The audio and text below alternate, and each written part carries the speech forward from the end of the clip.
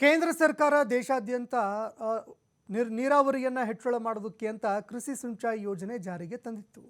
ಆದರೆ ಇದೇ ಕೃಷಿ ಸಿಂಚಾಯಿ ಯೋಜನೆ ಈಗ ರೈತರ ಚಿಂತೆ ಹೆಚ್ಚಳ ಮಾಡಿದೆ. ಪೈಪ್ಗಳನ್ನು ಹಾಕಿ ವರ್ಷಗಳೇ ಕಳೆದರೂ ನೀರು ಮಾತ್ರ ಬರ್ತಾ ಇಲ್ಲ. ಪ್ರತಿ ಹನಿಗೂ ಹೆಚ್ಚಿನ ಬೆಳೆ ಎಂಬ ಪರಿಕಲ್ಪನೆಯಲ್ಲಿ ಈ ಯೋಜನೆ ಜಾರಿಗೆ ತರಲಾಗಿದೆ. ಗದಗ ಜಿಲ್ಲೆಯ ಬಹುತೇಕ ಭಾಗಗಳ ಹೊಲಗಳಲ್ಲಿ ಪೈಪ್ಗಳನ್ನು ಅಳವಡಿಕೆ ಮಾಡಲಾಗಿತ್ತು. ಆದರೆ ಯೋಜನೆಯಲ್ಲಿ ಇದುವರೆಗೆ ನೀರು ಮಾತ್ರ ಬರಲಿಲ್ಲ. 2015ರ ಜುಲೈ 1ರಂದು ಕೃಷಿ ಸಿಂಚಾಯಿ ಯೋಜನೆ ಜಾರಿ ಮಾಡಲಾಯಿತು. ಕಡಿಮೆ ನೀರು ಬಳಕೆ ಮಾಡಿಕೊಂಡು ಕೃಷಿ ಉತ್ಪಾದನೆ ಹೆಚ್ಚಳ ಮಾಡೋದಕ್ಕೆ ಕೇಂದ್ರ ಸರ್ಕಾರ ಗುರಿ ಇಟ್ಕೊಂಡಿತ್ತು. ಈ ಯೋಜನೆ ಅಡಿಯಲ್ಲಿ ಲಕ್ಷ ಲಕ್ಷ ಕೋಟಿ ಖರ್ಚು ಮಾಡಿ ಪ್ರತಿಯೊಂದು ಕೃಷಿ ಜಮೀನಿಗೆ ಪೈಪ್ಗಳನ್ನು ಅಳವಡಿಕೆ ಮಾಡಿ ಆ ಮೂಲಕವಾಗಿ ನೀರು ಹರಿಸೋದಕ್ಕೆ ಅಂತ ಕೇಂದ್ರ ಮುಂದಾಗಿತ್ತು.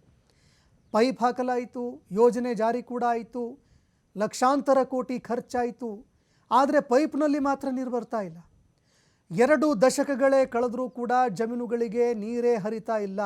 ಅಂದರೆ ಹಾಕಿರುವಂತಹ ಪೈಪ್ಗಳೆಲ್ಲವೂ ಕೂಡ ವೇಸ್ಟ್ ಆಗೋಯಿತು. ಮತ್ತೊಂದೆಡೆ ಖರ್ಚು ಮಾಡಿದಂತಹ ಎಲ್ಲ ದುಡ್ಡು ಈಗ ನದಿಯಲ್ಲಿ ಹುಣಸೆ ಹಣ್ಣು ತೊಳೆದಂಗಾಗಿದೆ. ರೈತರು ಈಗ ತೀವ್ರ ಆಕ್ರೋಶ ಹೊರಹಾಕ್ತಾ ಇದ್ದಾರೆ.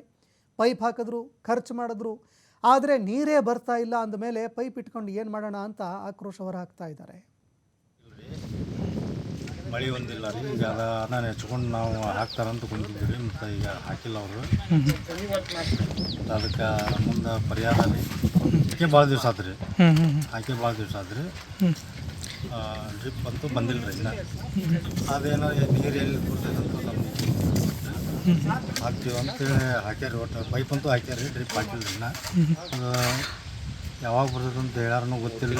3 ತಿಂಗಳು ಅಂತ ಅಂದಿದ್ರಿ. ಒಟ್ಟು ಇಲ್ಲ, ಬಂದೇ ಇಲ್ಲ ರೀ. ಭಾಳ ದಿವಸ ಆತ್ರಿ. ಒಟ್ಟು ಹೇಳಿ ಆ ಪೈಪ್ ಹಾಕೋದು ಬಂದೇ ಇಲ್ಲ ರೀ. ಒಳ್ಳೆ ಹಾಕ್ಬೇಕು ಅಂತ ಕೇಳ್ಕೊಳಾಗ್ತೀವಿ ರೀ. ಮತ್ತು ಈಗ ಅದ್ರ ಸಂಬಂಧನ ನಾವು ಮತ್ತೆ ಎಲ್ಲದಕ್ಕೂ ಪರ್ಮಿಷನ್ ಕೊಟ್ಟು ಎಲ್ಲ ಹಾಕ್ಯಾರ್ರಿ. ಅದ ಡ್ರಿಪ್ ಹಾಕ್ತೀವಿ ಅಂತ ಅಂದಿದ್ರಿ, ಮತ್ತು ಹಾಕಿಲ್ಲ ರೀ. ಈಗ ನಮಗೂ ಅದನ್ನು ನೆಚ್ಕೊಂಡು ನಾವು ಕುಂತೀವಿ ರೀ. ಈಗ ಮಳೆ ಇಲ್ಲ. ಮೆಟ್ರೋ ನಿಲ್ದಾಣಕ್ಕೆ ಒಂದು ಹಸು ಎಂಟ್ರಿ ಕೊಟ್ಟಂತಹ ಘಟನೆ ನಡೀತು. ಬೆಂಗಳೂರಿನ ಬನಶಂಕರಿ ಮೆಟ್ರೋ ನಿಲ್ದಾಣದಲ್ಲಿ ಹಸು ಕಂಡು ಬಂದಿದೆ. ನಿನ್ನೆ ರಾತ್ರಿ 8 ಗಂಟೆ ಸುಮಾರಿಗೆ ಮೆಟ್ರೋ ನಿಲ್ದಾಣಕ್ಕೆ ಎಂಟ್ರಿ ಕೊಟ್ಟಿತ್ತು. ಸೆಕ್ಯೂರಿಟಿ ಎಲ್ಲಿ ಅಂತ ಮೆಟ್ರೋ ಪ್ರಯಾಣಿಕರು ಪ್ರಶ್ನೆ ಮಾಡುವಂತಾಯಿತು.